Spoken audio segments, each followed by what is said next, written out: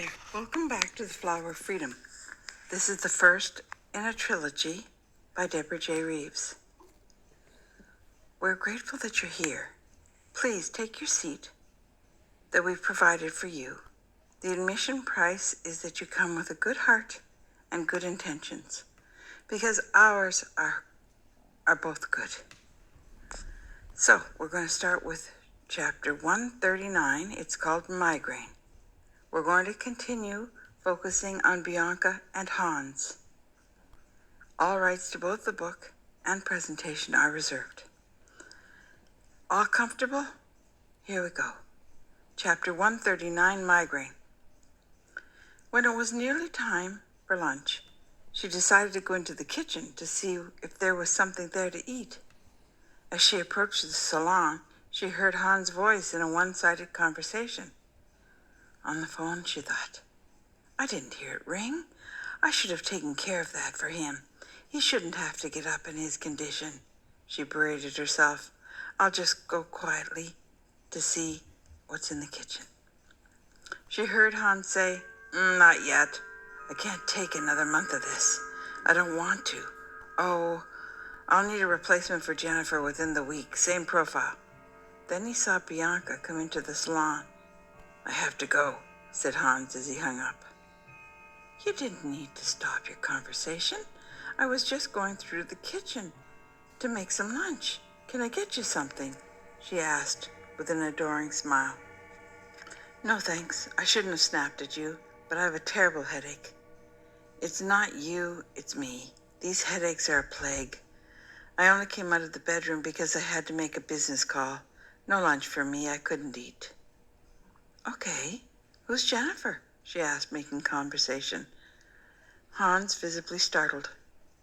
He had not realized that Bianca had overheard his conversation. Jennifer is a secretary that's not working out. She works in one of my import businesses. I'll see you tomorrow if this headache lifts. And then he went back toward the back of the penthouse and into his bedroom. She heard the lock turn on the door. Bianca was suddenly all alone in the lounge once more. She looked carefully at her surroundings, realizing that she had previously been so focused on Hans to the exclusion of all else. She looked at the furnishing and the art on the walls. Everything was stark and cold, and it was definitely not designed for comfort or entertaining. She amused herself for a few minutes by considering what changes she would make when she moved in. She assumed it would only be a matter of time until she was the permanent woman in Hans' life. When that happened, she would get to the bottom of his migraines. A man like Hans shouldn't have to suffer with migraines. She had the skills to ensure that he got the best help available. Still surprised to see this high side of Hans, Bianca searched through the cupboards and the fridge.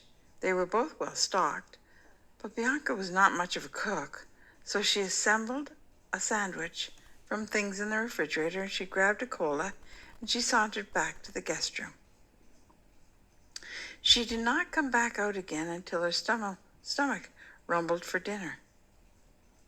On her way back to the kitchen, she stood for a moment at the huge windows in the salon. There, down by the water, she thought she saw Hans, dressed in one of his silk shirts and cashmere jackets, walking briskly along the walkway. She shook her head, thinking she'd not heard him leave. How could he be out there? And where was he going without her? She retraced her steps back to the hallway, and she decided she was mistaken. The chain was still on the door to the penthouse. No one could have left and reconnected the chain. She continued into the kitchen, and she made herself another sandwich.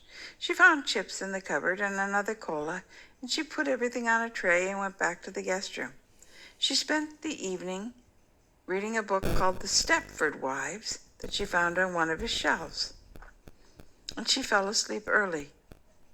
She was more tired than she realized. About 2:00, according to the bedside clock, she awoke. She thought she heard a door bang, echoing through the wall where the headboard stood. She shook her head and realized the acoustics had to be funny. Hans owned the entire top floor of the building. There was no door in that direction.